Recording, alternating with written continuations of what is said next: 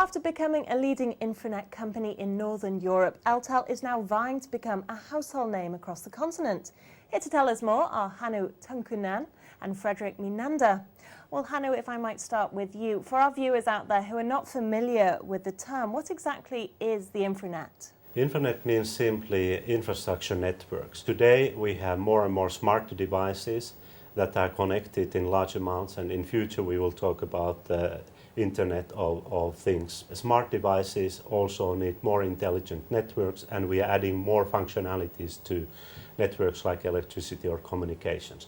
This is simply the evolution of how the Infranet concept is developing. So why would you say it's important to approach infrastructure needs holistically? First of all, we have this technology evolution which has an impact on the architecture. Secondly, the geographical focus is moving from local to national to international. Thirdly, our societies are largely dependent on electricity and telecommunications, the lifelines of society as we have called them. Then our customers expect that their partners have multi-technology competencies to implement the networks, provide support to their operations and maintenance needs, and upgrade the networks. And finally, as their business concepts are changing and developing, they need to leave something out. And they are outsourcing more this kind of services to our kind of companies. And how important would you say environmental sustainability is in developing the Infranet? It is very important because we know what is happening with the climate. So we need to improve energy efficiency, we need to cut emissions, and we need to increase the share of renewable energy sources. In order to make all this happen, we need smart grids. Eltel is very well positioned in this because of our service portfolio and our huge experience in these networks. For example, we have implemented 3.5 million metering points in Finland, Sweden and Denmark. We build wind power parks and we connect them to electricity grid. And then also we implement charging networks for electric vehicles. You also talk about the Eltel way. What exactly does this mean and why is it important? It is the system how we manage our business, and our ambition is to be a world-class service organization. The elements are structure, how we are organized.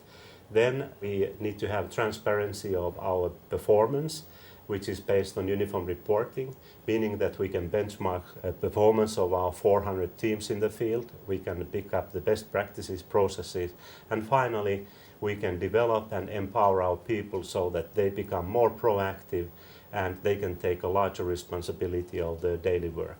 Well, Fredrik, over to you now. And power transmission is Eltel's most significant growth area. What's powering this growth? We have a very old network all across Europe, needs to be rebuilt. We also have renewable energy sources. Most countries now coming up needs to be connected to the grid, which means also we need to reconfigure how the grid looks like. And thirdly, there is a lot of interconnections being made across Europe between countries. Well, Africa is, of course, investing heavily in infrastructure right now. So what experience do you have on this continent? We have had experience since tens of years, actually, and presently we're operating in 7 countries. Overall, it's been a very positive experience. There's a lot of risk, also a lot of opportunities. I think to be successful, you need to mix, let's say, being an international company, but also a local company. I mean, employing local workforce, etc.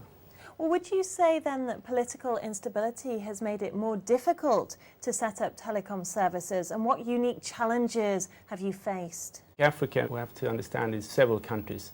And we are picky on choosing the countries where we operate. So we're not operating in all, not the less stable countries. So I say we're operating in Angola and in Liberia, but we're not operating in countries like Zimbabwe or South Sudan. That's too early. There's a benefit to being early on the market. However, normally we come in sometime after the oil companies and after the breweries, who are normally the first ones. So what are some of the key trends in the electricity and telecommunication sectors in Africa to look out for? On the power sector, there will still be great need for investments. You have natural resource exploration, which is energy intense. There's also a need for electrification. Some countries, less than 10% of the population have access to electricity. And thirdly, there's more money available. I think that will continue. And today the price of energy is extremely high in most countries related to the burning of diesel. these connections, electrification will help that and reduce the price. And what trends do you see across Europe? And we see a lot more of these divestments of the grid to financial investors. That is one trend.